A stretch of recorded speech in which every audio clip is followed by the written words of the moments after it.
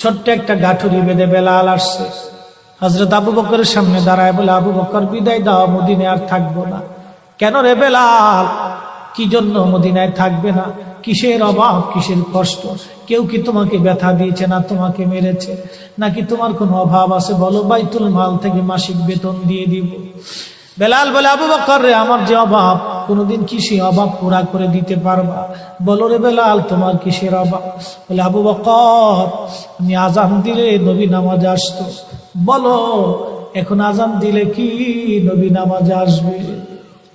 আবু বকর বলতেছে, বেলাল রে, তুমি কি নবীরে ভালোবাসো, আমরা কি ভালোবাসি না? বেলাল বলে, আবু বকর, তুমিও ভালোবাসো, আমিও ভালোবাসি। শোনো গো আবু বকর, তোমরা নবীজি রওজা শরীফ দেখলে সহ্য করতে পারো? আমি বেলাল যখন আজান দিয়ে নবী রওজা শরীফের দিকে তাকাই, আমার কলিজা গুলি ফেটে ফেটে আসে। আমি বরদাস্ত করতে পারি না, সহ্য করতে পারি না, করতে পারি না রে আবু বকর, বিদায় দাও, আমি চলে যাব। চলে গেলেন নবীর পাগল। সিরিয়ার দামেস্কে যাওয়ার পরে কিছুদিন পরে নবীজি স্বপ্ন দেখায়, কিরে বেলাল, এটা কেমন জুলুম, কতদিন হলো তোমার কণ্ঠের আজান শুনি না। বেলাল রে, তোর কি মন চায় না আমি নবীর জিয়ারতে আসতে?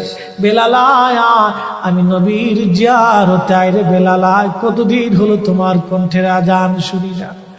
স্বপ্ন যখন নবীজি দেখাইছে, এ মুসলমান, হযরতে বেলাল সুদূর সিরিয়ার দামেস্ক থেকে পাগলের মতো দৌড়াইলেন, পাগলের মতো ছুটে আসলেন। যখন মদিনাতে আসলেন, তখন তাহাজ্জুদের সময় চলতেছিল।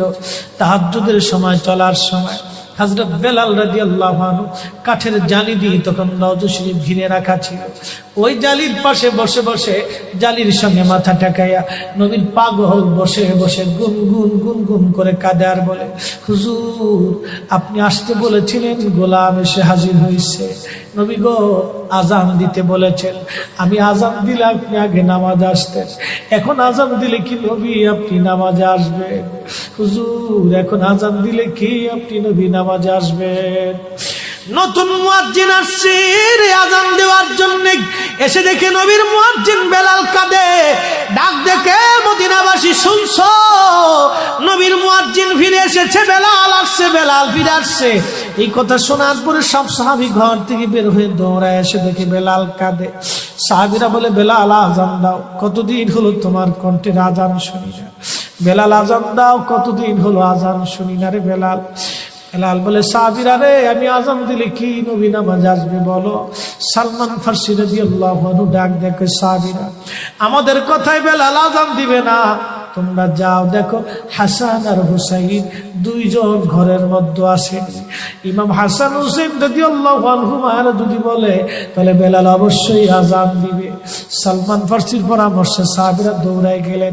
বর্তমান 7 নম্বর গেট বাবু সালাম বরাবর একটা মসজিদ আছে, মসজিদে আলী। এটাই ছিল হযরত ফাতেমা রাদিয়াল্লাহু আনহার বাড়ি। এই বাড়িতে দৌড়ে যাওয়ার পরে ইমাম হাসান হুসাইন রাদিয়াল্লাহু আনহুমা দুইজনকে নিয়ে আসা হলো। দুইজনকে নিয়ে আসার পরে হযরত ইমাম হাসানকে দেখতে আমার নবীর মতো দেখা যাইতো, চেহারাটা রাসূল করিমের চেহারার মতো ছিল। নাতি দৌহিত্র নানার চেহারা পেয়েছিলেন, ইমাম হুসাইনও নানার সুরত পেয়েছিলেন। দুই ভাই নানার সুরত পেয়েছিলেন। হযরতে বেলাল রওজা শরীফ থেকে উঠে হযরতে হাসানের বুকের মধ্যে মাথা ঠেকায় কাঁদতেছে, ইমাম হুসাইনের বুকের মধ্যে মাথা ঠেকায় কাঁদে। হযরত ইমাম হাসান ডাক দেখে, নানার মুয়াজ্জিন, কতদিন হলো তোমার কণ্ঠে আজান শুনি না, যে কণ্ঠ দিয়ে নানার আজান শুনাইতা, যাও গো ওই কণ্ঠ দিয়ে আমাদেরকেও আজান শোনাইয়া যাও। যখন হযরতে বেলাল ইমাম হাসান এই কথা বললেন, হযরতে বেলাল দৌড়ায় গেলেন। যেই বনু নাজ্জার গোত্রের মহিলা সাহাবীর ছাদের উপরে দাঁড়ায় বেলাল আজান দিত। আবু দাউদের 519 নম্বর হাদিসের মধ্যে আসছে, প্রত্যেক ফজরের নামাজের সুবহ সাদিকের আগে বেলাল দাঁড়াইতেন। দাঁড়ায় আজানের আগে বলতেন, আল্লাহুম্মা ইন্নী আহমাদুকা ওয়া নাস্তাঈনুকা আলা কুরাইশিন ইউকিমু দীনাক। প্রত্যেক ফজরের আজানের আগে এই দোয়াটা পড়ে বেলাল আজান শুরু করতেন। হযরত বেলাল রাদিয়াল্লাহু আনহু আজকে তাহাজ্জুদের আজান দিতে গেছে।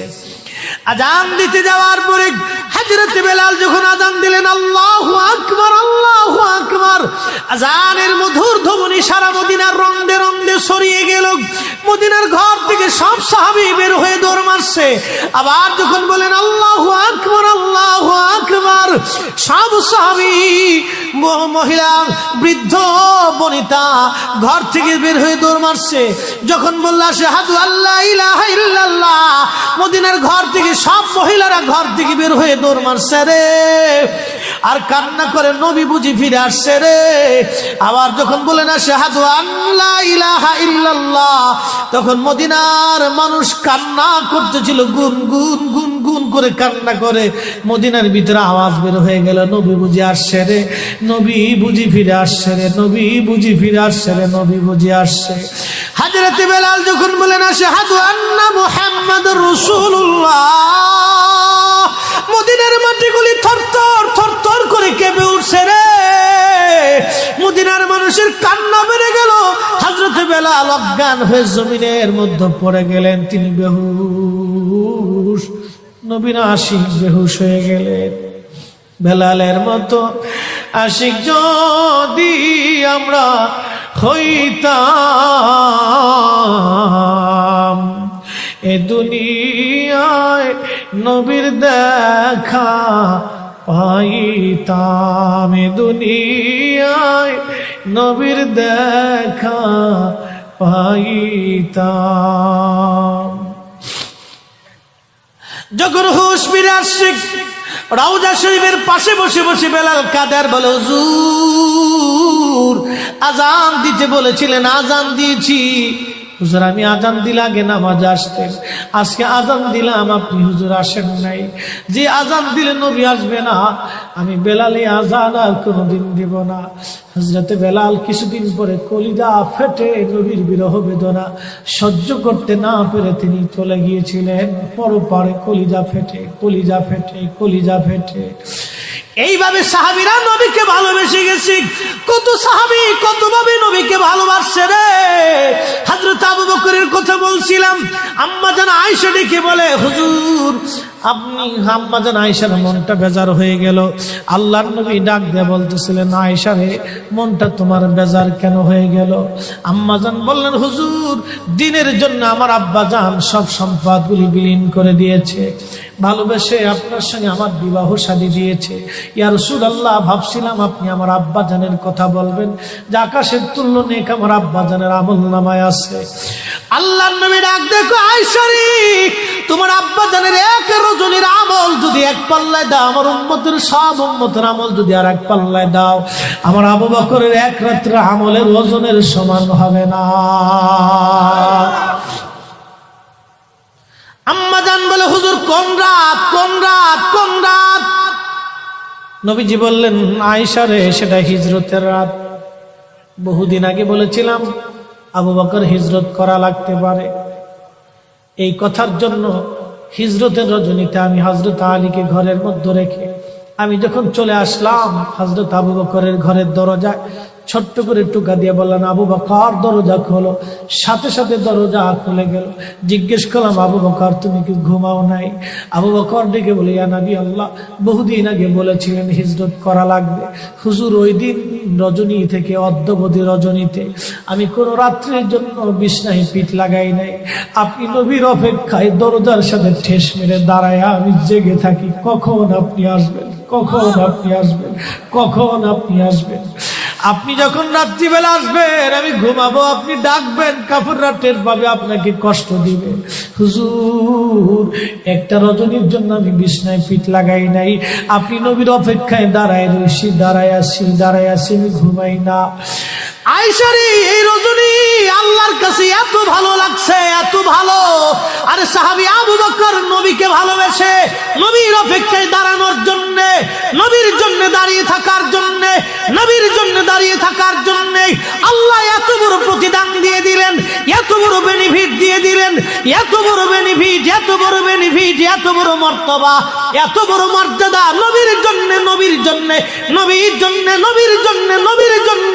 সাহাবীরা নবীর জন্য দেওয়ানা, নবীর জন্য জীবন দিতেন, নবীর জন্য সংসার করতেন, নবীর জন্য ব্যবসা করতেন, নবীর জন্য ঈমান আনতেন, নবীর জন্য জীবন দিতেন, নবীর জন্য যুদ্ধে যাইতেন, নবীর জন্য আমল করতেন, নবীর জন্য কোরআন বুঝতেন, নবীর জন্য ঈমান আনতেন। আল্লাহ চিনেছে নবী দেখে, আল্লাহ বুঝেছে নবী দেখে, আল্লাহ চিনেছে নবী দেখে, ঈমান এনেছে নবী দেখে, কোরআন বুঝেছে নবী দেখে, কোরআন মেনেছে নবী দেখে। আমরাও সুন্নিরা কোরআন বুঝি নবী দেখে, দিন মানি নবী দেখে, আমরাও ঈমান আনি নবী দেখে, আমরাও ভালোবাসি নবীকে। আল্লাহ পেতে চাই নবী দেখে, আল্লাহ পেতে চাই নবীর মাধ্যমে, আল্লাহ পেতে চাই নবীকে ভালোবেসে। কথা বলেন ঠিক না বেঠে?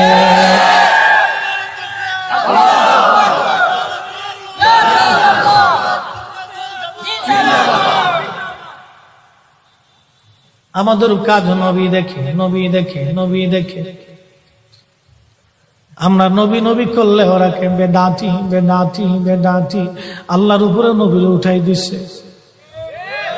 আমরা বলে আল্লাহর উপরে নবীরে উঠাইছি। বলে আবু বকরকে যায় জিজ্ঞেস করো, আবু বকর আপনাকে যখন রসুল বলল, আবু বকরকে যায় জিজ্ঞেস করেন, আবু বকর রসুল যখন বলল সাহাবীরা আমার কাছে তিনটা জিনিস প্রিয়, 1 নম্বরে নামাজ, 2 নম্বর সুগন্ধি, 3 নম্বর আমার বিবিগণ। তখন আবু বকর কেন বলেছিল, হুজুর আমার কাছেও 3টা জিনিস প্রিয়। 1 নম্বর আপনার নুরানি চেহারা মোবারকের দিকে তাকিয়ে থাকা আমার কাছে প্রিয়। 2 নম্বর আমার জীবন যৌবন সহায় সম্পদ মাল সাবানা আপনি নবীর কদমে কুরবানি করা আমার কাছে প্রিয়। সুবহানাল্লাহ। আসতে কেন?